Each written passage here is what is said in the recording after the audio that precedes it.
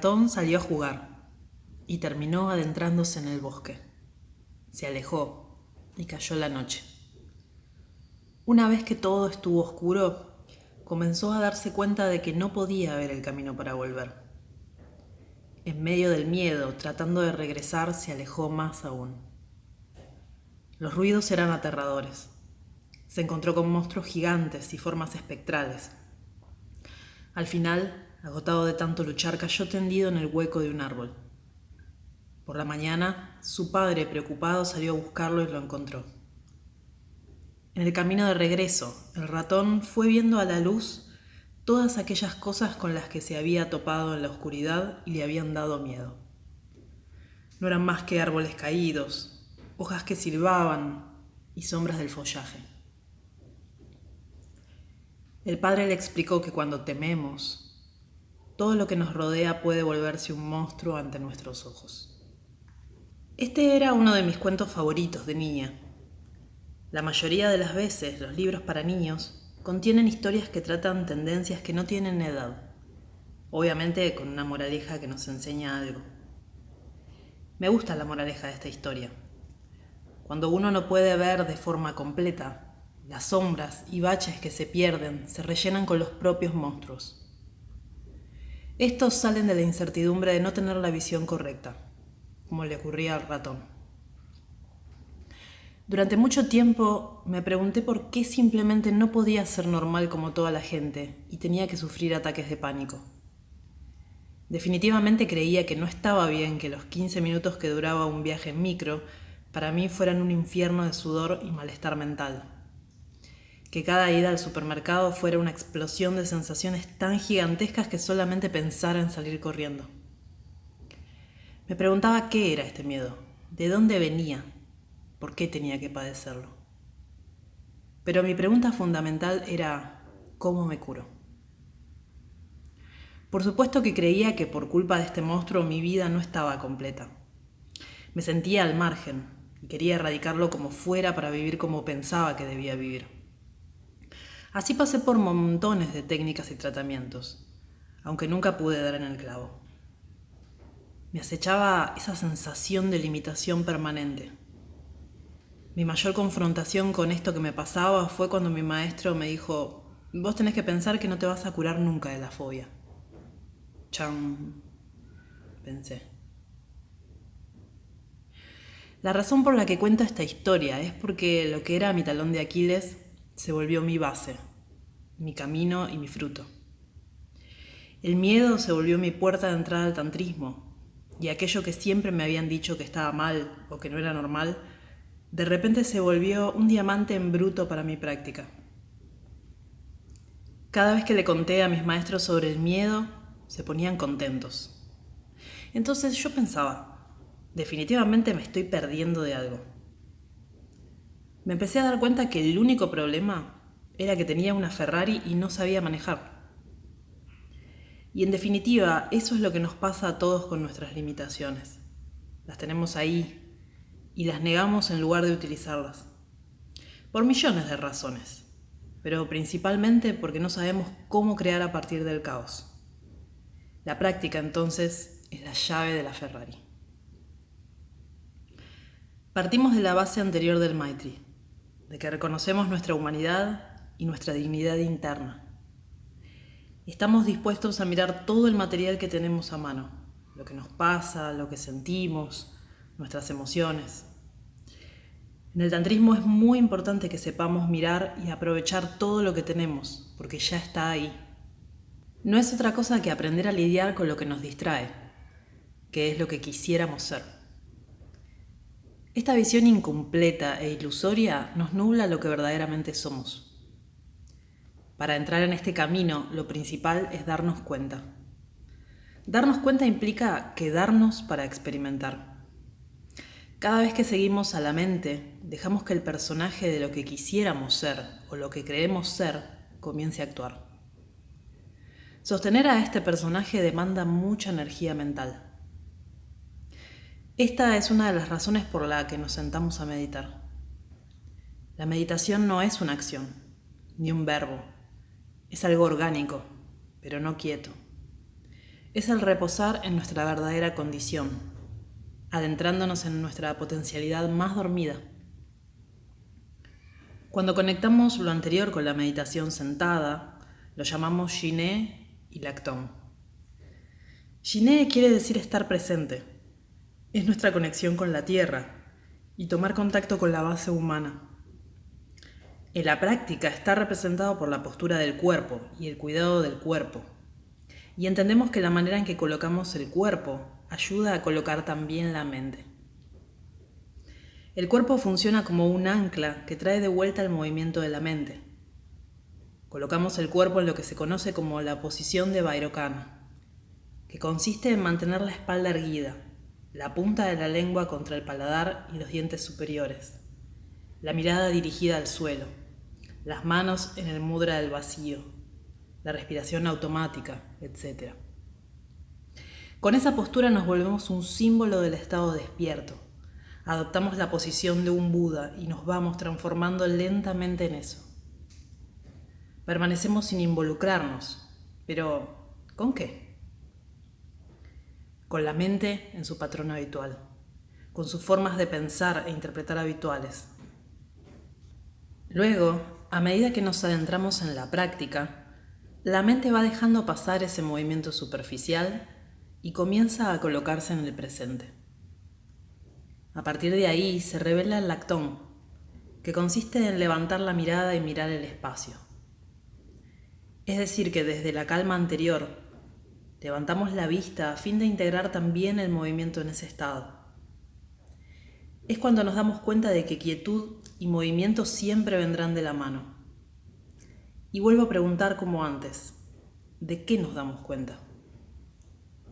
Nos damos cuenta de que estamos ahí y no estamos luchando ni haciendo esfuerzo para estar. Es muy importante entender esto desde un lugar sensible, ya que nos permite descubrir cuál es la verdadera potencialidad de la mente. Una vez que estamos presentes, podemos darnos cuenta de todo lo que tenemos a mano. Esto se trata siempre de un proceso muy dinámico y vivo. No existe un techo ni un lugar de llegada para esta exploración. Así vamos pasando de la idea de estar total y completamente maltrechos a pensar que tal vez no estamos tan deshechos como creíamos y que nuestras neurosis pueden ser utilizadas como parte de nuestro camino. Nada queda afuera. Todo se vuelve práctica. Imaginemos que estamos meditando y al lado de nuestra casa están construyendo un edificio. Hay mucho ruido, entran y salen camiones con material, hombres gritando, martillos neumáticos, etc. Tal vez podríamos pensar, no, acá y así no puedo meditar. O mejor me voy a meditar después. Por supuesto que si tenemos la oportunidad de estar en un lugar más tranquilo o en silencio, eso está muy bien. Pero si ese momento no llega, o si solo podemos practicar en un espacio, entre comillas, ruidoso, también está bien. Tomar lo que nos llega y aprender a trabajar con eso es muy importante, ya que no podemos estar todo el día sentados meditando en el almohadón porque tenemos una circunstancia particular, un plano relativo que habitar. Pero sí podemos realizar una práctica formal y dejar que se extienda la coherencia que de ella surge al resto del día, ya que nos quedan otro montón de horas diarias que no estamos haciendo práctica. Necesitamos mantener la presencia a lo largo de todo el día. Entonces, ¿qué hacemos? Integramos el sonido, relajamos el control que surge de las tensiones mentales que tenemos y tratamos de entender que la circunstancia externa es parte de nuestro momento. De esa manera dejamos de esperar que llegue un momento adecuado y aprendemos a relajarnos y a acomodarnos donde sea que estemos. Descubrimos que incluso quedándonos quietos físicamente, la mente sigue moviéndose. Observamos que estamos solos y aún así seguimos luchando.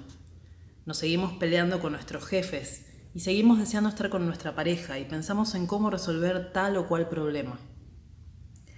El tantrismo propone, no dejes de pensar. Date cuenta que todo eso está ahí, que todo el roce del día y de la vida te sacude como se sacó de un río con turbulencia.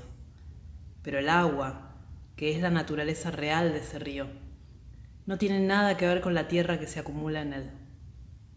El Tantra no quita nada del camino. Al contrario, cuanto más material hay, mejor.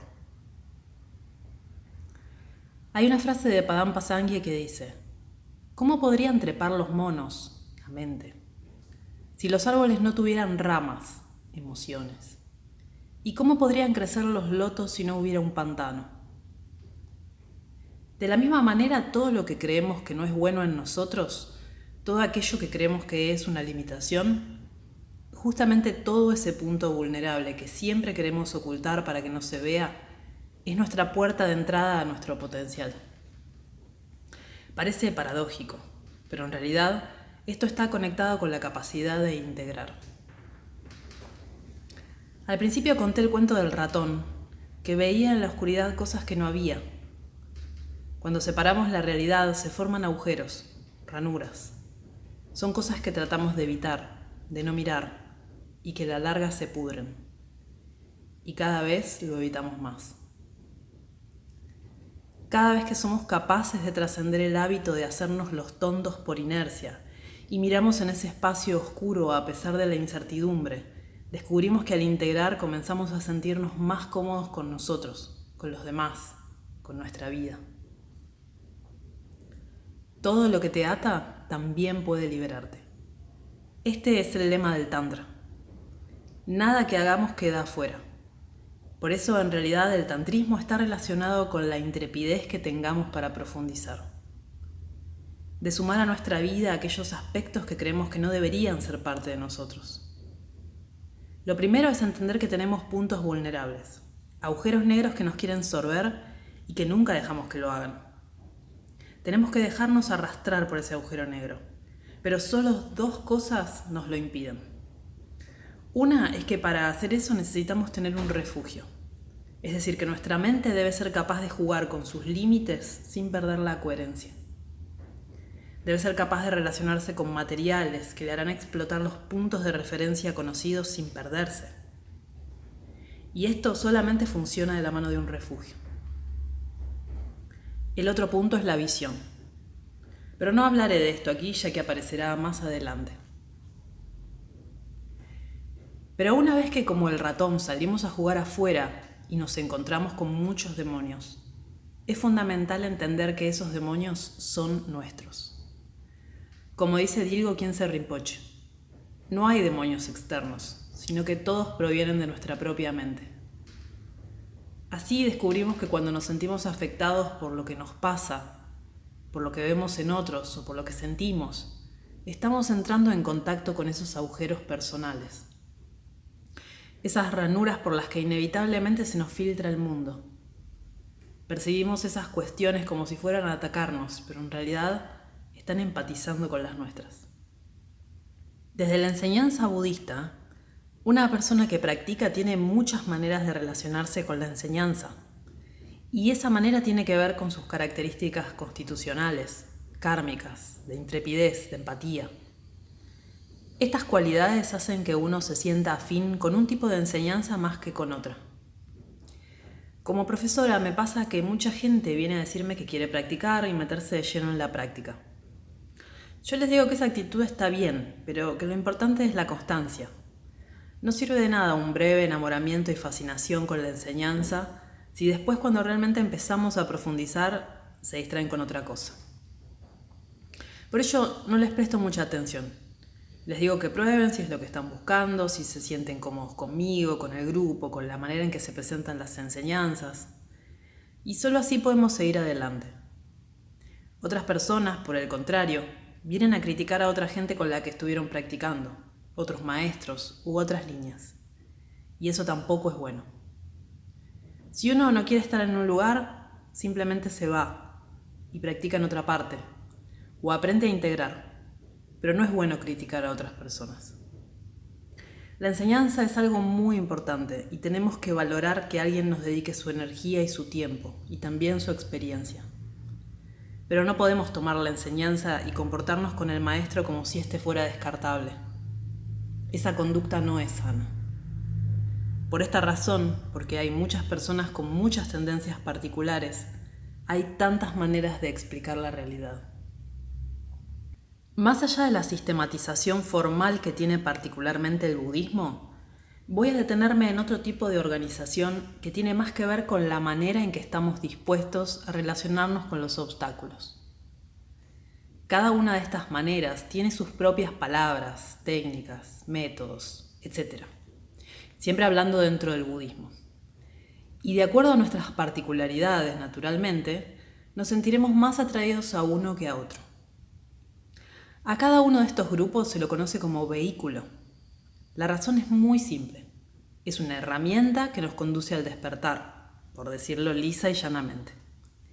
Si estuviéramos viajando y necesitáramos llegar a un destino, tendríamos muchas formas de hacerlo. Vamos a suponer que quiero ir a Japón. Puedo ir en barco, en avión, en bicicleta o teletransportándome como el señor Spock de Viaje a las Estrellas. De acuerdo al vehículo, el tiempo que me toma. Con los vehículos de enseñanza o yanas ocurre lo mismo.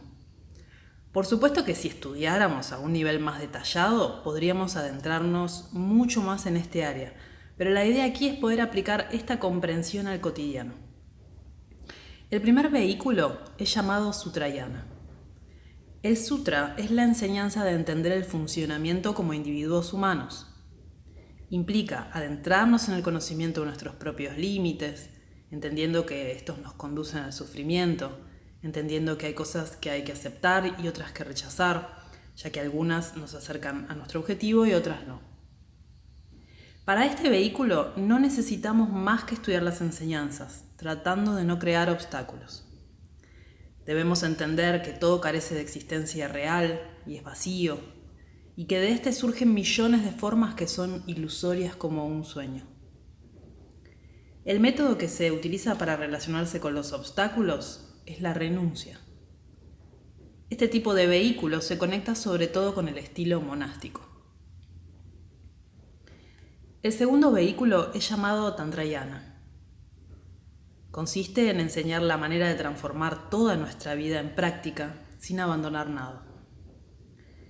Es la visión la que se vuelve pura y es capaz de modificar por completo nuestra realidad.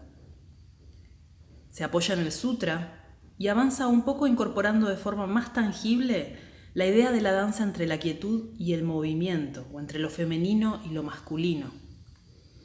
El tantra se conecta con cómo expresar el vacío en la forma. El método que utiliza es la transformación. El tercer vehículo es llamado Dzogchen.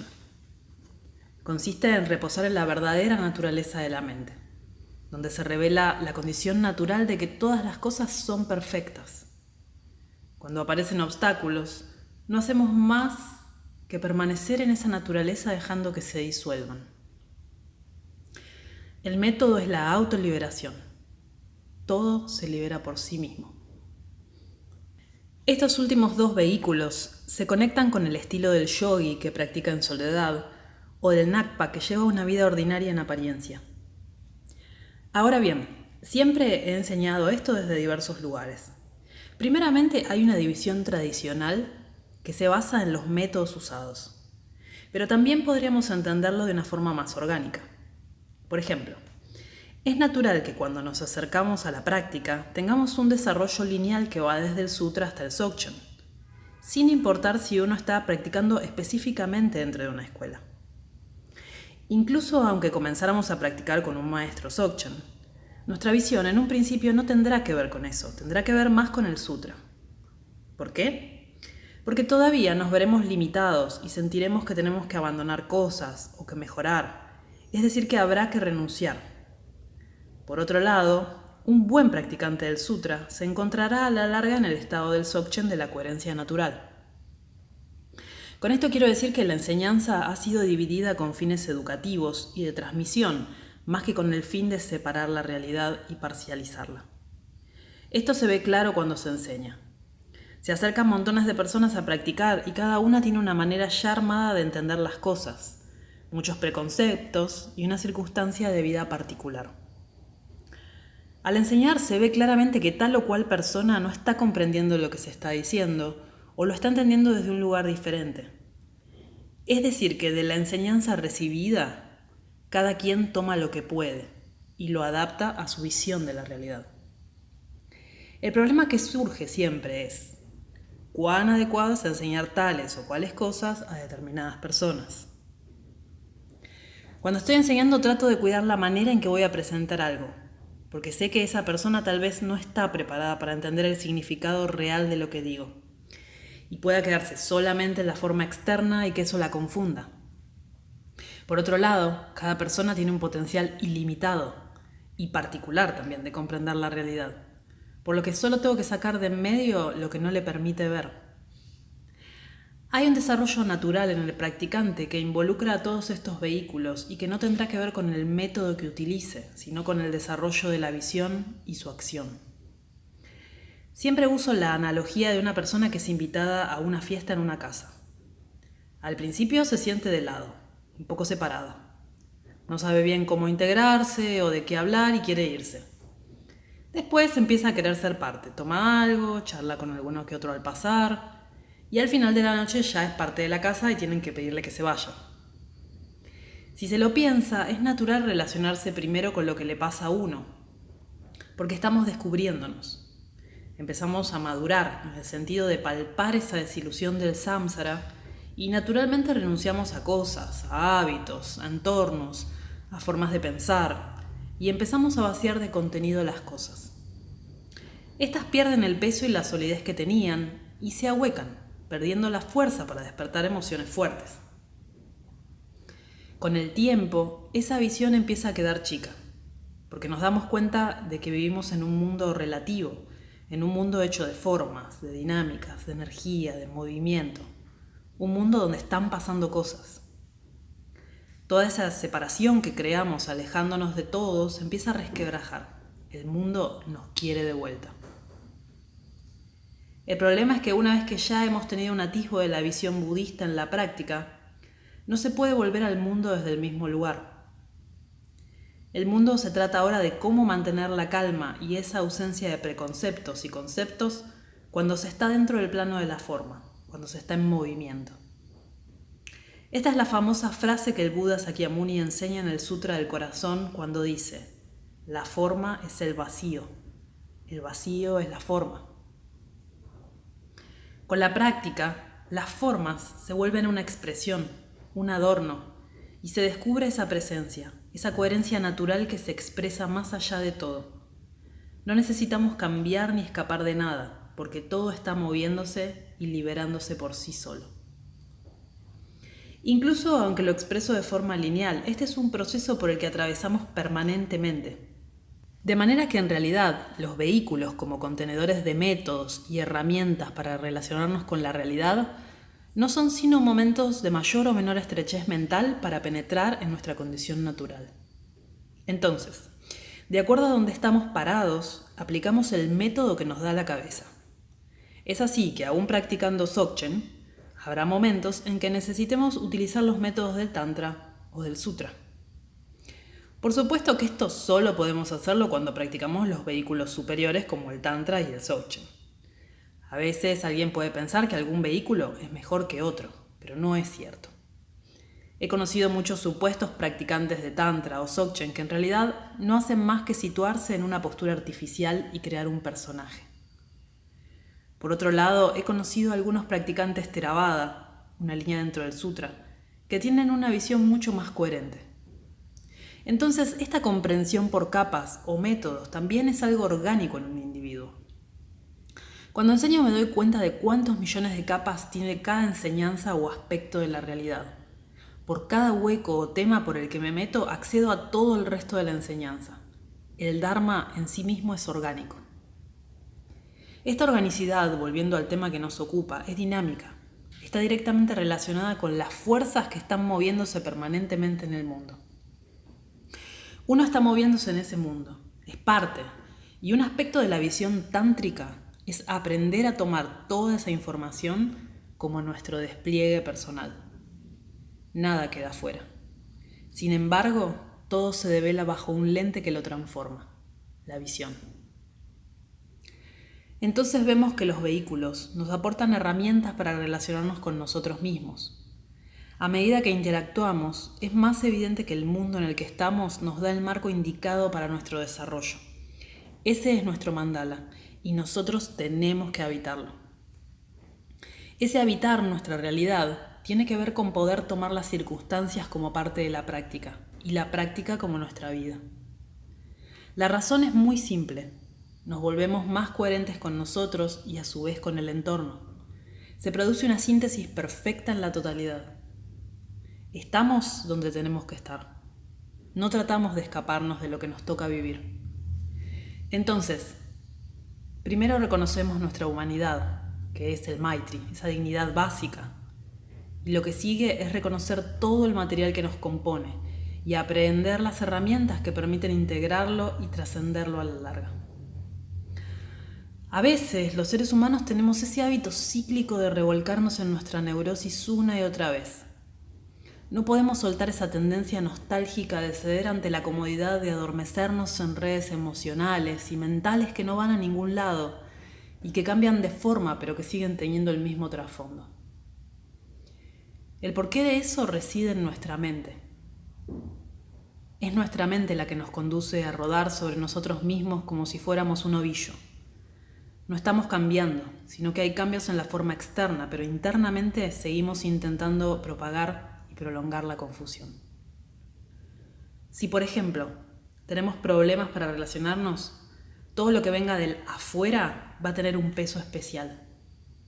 Pensamos que la gente tal vez está pensando tal o cual cosa de nosotros, o que dijimos algo que estaba fuera de lugar, o que nuestra presencia no es bienvenida cuando en realidad solamente tenemos miedo. Miedo de perdernos a nosotros mismos con nuestros puntos de referencia, miedo de sufrir, miedo de exponernos, miedo de no ser apreciados. La pregunta es, ¿y qué pasa si tengo miedo? No pasa nada. Pero en nuestra percepción, ese miedo surge porque se está oponiendo a una parte que no está siendo expuesta. Y esta parte que no se ve es la que el ratoncito teme. Por otro lado, tenemos que entender que ese aspecto de muerte en nosotros mismos siempre nos va a acompañar. Justamente en el tantrismo lo que hacemos es cambiar o transformar la visión de aquello que creemos inadecuado. La energía del tantra proviene de esta supuesta oscuridad. La no dualidad solo podría producirse si no hay una visión parcial. Por ejemplo, Trungpa Rinpoche daba siempre un seminario que se llamaba Dinero, Sexo y Trabajo. Cosas que para la visión espiritualoide del materialismo espiritual, como él le llamaba, quedan fuera. Cosas que parecen impuras o que nada tienen que ver con la práctica. Incluso muchas veces se utilizan estas cosas como parámetros para entender otras. O se puede ver cómo está la percepción o la energía propia o ajena por su manera de relacionarse con dichas cuestiones. La razón es que eso es energía también. Se mueve, como nosotros, como la mente, como la naturaleza. Se mueve. Porque todo lo que está en el mundo de la forma va para adelante o perece. Es muy simple. Y cuando pereces, te fragmentás. Y te ves reflejado en algún espejo que nunca te va a parecer adecuado. Porque probablemente esté creado a partir de convenciones propias de la inercia de la masa. Por ello, en la simbología del tantrismo hay tantos elementos que pueden ser tomados como tabú o que simplemente no parecieran estar asociados a lo espiritual. Símbolos como la sangre menstrual, la unión sexual, la desnudez, los cementerios, los muertos, el comer carne y beber alcohol, todos esos son una muestra de ello. Esto nos recuerda el mundo, la forma que conocemos a través del sufrir.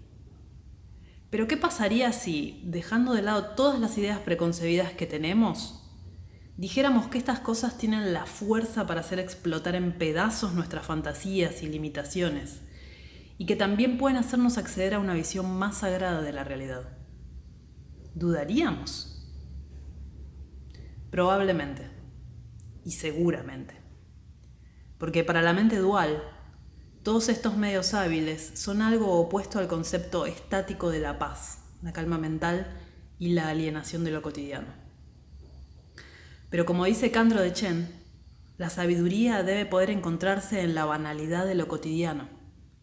Por ello es que en el Tantra descubrimos muchas veces el método a partir de una causa que lo hace surgir. Es decir, así como en la visión del Sutra, gracias al sufrimiento, queremos librarnos de él y alcanzar la realización, en el Tantra es al revés. Ya consideramos que tenemos toda la potencialidad no dual desde el principio, y lo que tenemos que aprender es a desplegarla en el mundo. Somos como una bomba de budeidad, y está a punto de volar en pedazos la ilusoriedad de lo conceptual. ¿Cuándo? No lo sabemos. Pero sí sabemos que necesitamos estímulos que lo detonen.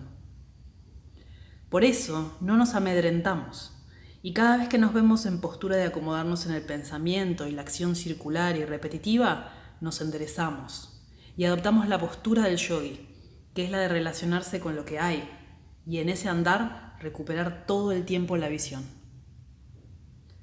A su vez, para sostener la visión, hay que haberla experimentado al menos un poco. Entonces somos capaces de mantener un cinismo mínimo que nos haga destilar un venenillo medicinal que despeje la ñoñez. Por ello antes mencioné que es natural que un practicante se relacione con su experiencia del mundo a través de los distintos vehículos de enseñanza. No solo como sistemas o métodos, sino como etapas espontáneas que se dan a nivel evolutivo con la práctica. No es fácil relacionarse con las tensiones internas como algo que contiene latente un potencial. El primer instinto es el rechazo y la demarcación clara de límites que nos permitan quedar lo más alejados posibles de dichas situaciones. Por suerte, la vida, sin que hagamos ningún esfuerzo extra, nos coloca permanentemente en situaciones en las que no podemos controlar nada. O hacemos una tregua con nuestro fascista interno para que se tome unas vacaciones, o necesitaremos cientos de pastillas para que nos anestesien la percepción dura y directa de las circunstancias. No hay punto medio. Eso es lo que tiene el tantrismo. Es directo como una patada a la cara. Lo bueno es que a la par de cada patada viene un sentido del humor interno que nos permite vernos en el teatro del mundo, actuando y tratando por sobre todas las cosas de que nuestras neurosis sobrevivan y se multipliquen, como todo buen tirano sabe hacer sobre su territorio. Por ello tenemos tanto miedo a la energía que implica vivir en el mundo, y por eso, aunque estemos en el mundo, adoptamos muchas veces la mentalidad del monasterio, que es la de preservarnos de la ofensa de aquello que nos pasa, que no hace más que decirnos todo el tiempo cómo son las cosas y que nos muestra todas las limitaciones mostrándonos, paradójicamente, que no las tenemos. Quiero decir que, por ejemplo, tenemos miedo de perder nuestra libertad cuando en realidad ya somos libres. Lo que honestamente tememos perder es aquello a lo que sea que estemos agarrados. De hecho, la realidad nos muestra siempre lo contrario. Perdemos los trabajos, las posiciones, los vínculos, las ideas. También ganamos cosas que a veces queremos, a veces no. A veces llegamos a donde queríamos y nos gana la incertidumbre. En realidad la vida nos da la opción de ser libres, de ser genuinos, de no estar aburridos. Y nosotros lo dejamos de lado permanentemente porque tenemos miedo. Pensamos que la libertad es sentirnos increíbles, pero estando bien cerrados. Claro que esto último se lee entre dientes y con letra pequeña. Las opciones están siempre para todos. Lo que hace que las cosas se vuelvan o no parte del camino es la visión que tenemos de ella, ya que las cosas siempre están ahí. Uno de los grandes aprendizajes del tantrismo es qué hacer con lo que tenemos a mano. ¿Podremos volvernos maestros en el arte de jugar con nuestra propia visión dualista? ¿Podremos ser como el pavo real, que es capaz de comer veneno y transformarlo en su interior para embellecer su plumaje, extrayendo de la misma potencialidad de algo mortífero aquello que da color a cada una de sus plumas?